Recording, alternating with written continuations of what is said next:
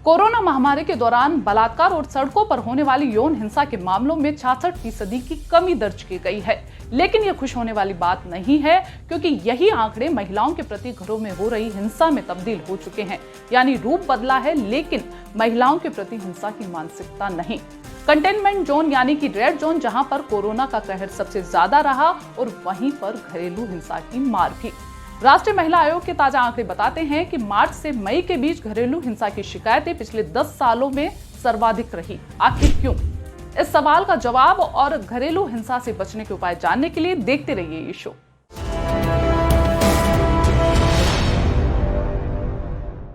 महामारी के दौरान 25 मार्च से 31 मई तक लॉकडाउन रहा। इस दौरान राष्ट्रीय महिला आयोग के पास 1477 घरेलू हिंसा से जुड़ी शिकायतें दर्ज की गई, और इनमें सबसे ज्यादा यूपी से 600 शिकायतें दर्ज की गई। यहां हम एक बार फिर से आपको याद दिला दें कि नेशनल फैमिली हेल्थ सर्वे 2015-16 के मुताबिक ऐसी पीड़िताएं सिर्फ 1% होती हैं जो शिकायत दर्ज करवाती हैं। वहीं 86% महिलाएं अपने नजदीकी रिश्तेदारों तक से इस बारे में बात नहीं करती हैं। वहीं 13% महिलाओं की शिकायत उनके नजदीकी रिश्तेदारों या दोस्तों तक ही सीमित रह जाती है। यहाँ गौर करने वाली बात यह है कि ये सभी शिकायतें कंटेनमेंट जोन यानी रेड जोन से मिली है। 21 जून को US national bureau of economic research paper में एक अध्ययन प्रकाशित हुआ। इसमें सार्वजनिक नीति के प्रोफेसर श्रवण रविंद्रन और मनीषा शाह ने राष्ट्रीय महिला आयोग को मिली शिकायतों को संकलित किया और कंटेनमेंट जोन के आधार पर इन पर अध्ययन किया। इस अध्ययन के मुताबिक अकेले मई के महीने में राष्ट्रीय महिला आयोग को 392 शिकायतें मिली हैं, जो पिछले साल मई के महीने में 266 की तुलना में ज्यादा रही। वहीं महिलाओं के प्रति साइबर अपराधों की हम बात करें तो पिछले साल इनकी संख्या मई के महीने में 49 थी, वहीं इस बार 73 शिकायतें दर्ज की गई है। हालांकि बलात्कार और यौन हिंसा के मामलों में 66% की कमी दर्ज की गई है।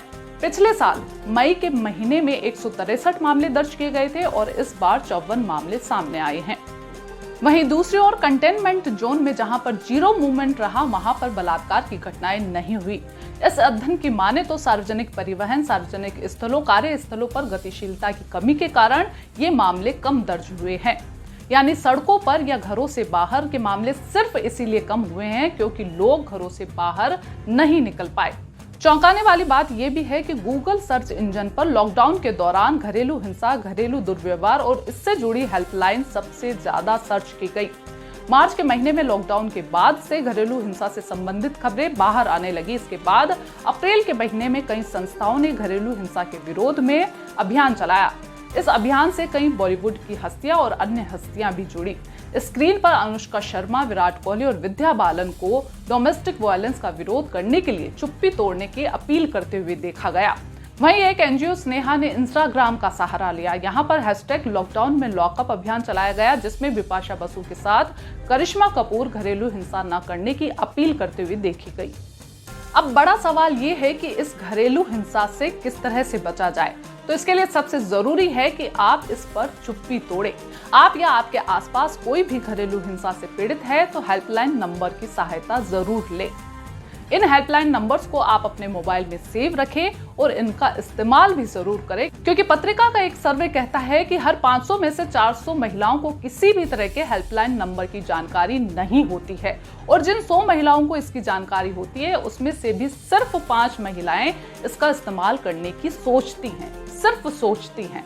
तो आप भी इन हेल्पलाइन नंबर को सेव रखें और इनका इस्तेमाल जरूर करें।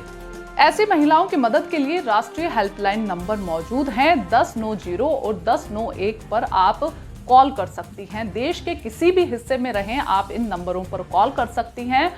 देश के ज्यादातर राज्यों के महिला आयोग भी इन नंबरों से जुड़े हैं, जो कि आप तक तुरंत राहत पहुंचा सकते हैं।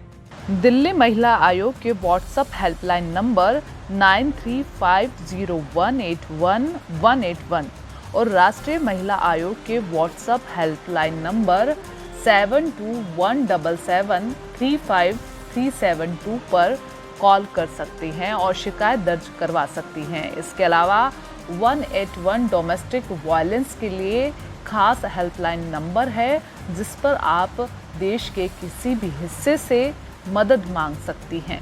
100 नंबर पर डायल कर आप पुलिस से भी मदद मांग सकते हैं। वहीं यूपी और बिहार जैसे राज्यों में राज्य महिला आयोग की वेबसाइट पर ऑनलाइन शिकायत दर्ज करवाई जा सकती है। ये शो आपको कैसा लगा और यहाँ पर किस तरह के मुद्दों को उठाया जाना चाहिए, कमेंट बॉक्स में जरूर लिखें। इस शो को देखने के लिए शुक्रिया।